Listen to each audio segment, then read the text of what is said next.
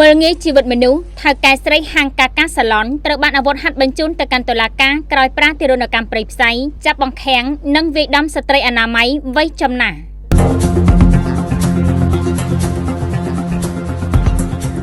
ខេត្តបន្ទាយមានជ័យអំពើហិង្សាយ៉ាងព្រៃផ្សៃនិងការរំលោភសិទ្ធិមនុស្សយ៉ាងធ្ងន់ធ្ងរមួយបានដឹងឮដល់សមត្ថកិច្ចក្នុងករណីថៅកែស្រីម្ចាស់ហាងកាកាសាឡុនបានប្រាអំពើហិង្សាស្ថានទម្ងន់ទោសនិងចាប់ឃុំឃាំងស្ត្រីអនាម័យវ័យចំណាស់ម្នាក់ដោយខុសច្បាប់នៅព្រឹកថ្ងៃច័ន្ទទី29 ខែមិថុនាឆ្នាំ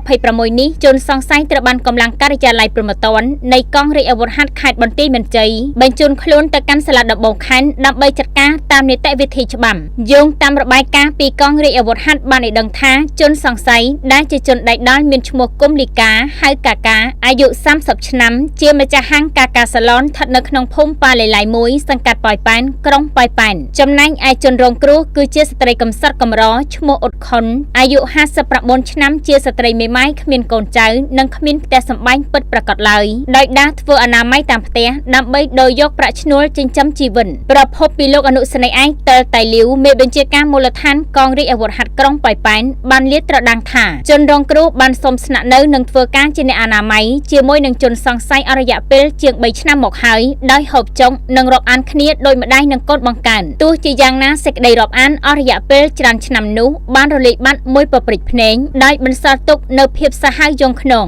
ហេតុការណ៍បានផ្ដើមឡើងនៅពេលដែលសង្សាររបស់ថៅកែស្រីជាជនជាតិចិនបានយកទូរស័ព្ទនិងកុំព្យូទ័រជាច្រើនគ្រឿងមកផ្ញើទុកក្នុងពេលធ្វើអនាម័យជនរងគ្រោះបានឃើញទូរស័ព្ទ3គ្រឿងធ្លាក់មកក្រៅក៏បានរើសយកទៅលក់ឲ្យអ្នកទិញទូរស័ព្ទខូចតាមចិញ្ចើមផ្លូវបានប្រាក់ចំនួន200000រៀលការប្រាទារុណកម្មហួសហេតុនិងការគំរាមកំហែងអាយុជីវិតនៅពេលដឹងរឿងនេះភ្លាមថៅកែស្រីឈ្មោះគុំលីកាបែរជាផ្ទុះកំហឹងយ៉ាងខ្លាំងរហូតបាត់បង់សតិសម្បជញ្ញៈមិនគិតពីគុណធម៌និងវ័យទន់ខ្សោយរបស់ជនរងគ្រោះឡើយនាងបានយកកំណាត់ឈើមកវាយដំទៅលើស្ត្រីវ័យចំណាស់រូបនោះយ៉ាងចាស់ដៃបណ្ដាលឲ្យរងរបួសធ្ងន់ធ្ងរចេញឈាមស្រោចជាច្រើនកន្លែងលើរាងកាយមិនត្រឹមតែប៉ុណ្ណោះថៅកែស្រីចិត្តដាច់រូបនេះបានយកកំបិតប៉ាំងតោមកគំរាមកាត់ម្រាមដៃម្រាមជើងនិងបានចាប់ឃុំឃាំងបង្ខាំងស្ត្រីរងគ្រោះមិនឲ្យចេញក្រៅផ្ទះចាប់តាំងពីថ្ងៃទី11រហូតដល់ថ្ងៃទី14ខែមិថុនាឆ្នាំ2026ដើម្បីបិទបាំងពីទង្វើអសិលធម៌របស់ខ្លួនការរត់គេចខ្លួននិងការអន្តរាគមន៍ពីច្បាប់រហូតដល់វេលាម៉ោង 4:00 នាទីទៀបភ្លឺថ្ងៃទី14ខែមិថុនាឆ្នាំ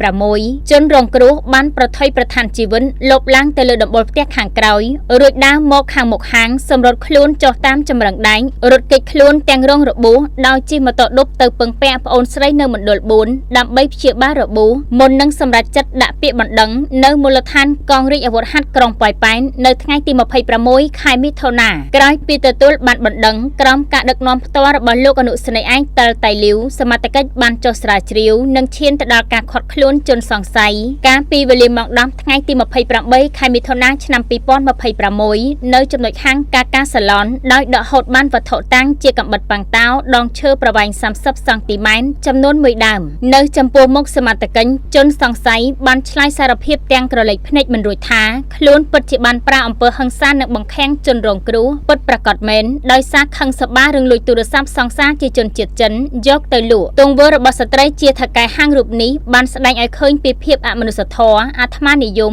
និងការមើលងាយទៅលើអាយុជីវិតរបស់មនុស្សដែលមានឋានៈទន់ខ្សោយជាងខ្លួនទោះបីជាមានការខឹងសម្បារឿងបាត់បង់ទ្រព្យសម្បត្តិឬមានការលួចលាក់ពីសំណាក់ជនរងគ្រោះក៏ដោយក៏ថៅកែស្រីរូបនេះគ្មានសិទ្ធិអំណាចណាមួយទៅប្រើច្បាប់ព្រៃវាយដំច្រំធានិងចាប់បង្ខាំងមនុស្សខុសច្បាប់បែបនេះឡើយកម្ពុជាជាប្រទេសមានច្បាប់បើមានបទល្មើសកាត់ឡើងត្រូវដោះស្រាយតាមផ្លូវច្បាប់មិនមែនប្រើទារុណកម្មស្រេចតែចិត្តនោះទេបច្ចុប្បន្នជនសង្ស័យកំពុងស្ថិតនៅក្នុងកណ្ដាប់ដៃនៃច្បាប់ក្រោមការសម្របសម្រួលនីតិវិធីពីឯកឧត្តមកើតវណ្ណរ៉េនព្រះរាជអាជ្ញាអមសាលាដំបងខេត្តបន្ទាយមានជ័យដើម្បីដោះស្រាយទៅតាមទម្ងន់ទោសដែលនាងបានប្រព្រឹត្តសម្រួលអត្ថបទដោយលោកមុតចត្រាហៅប្រមាញ់ជ័យដែន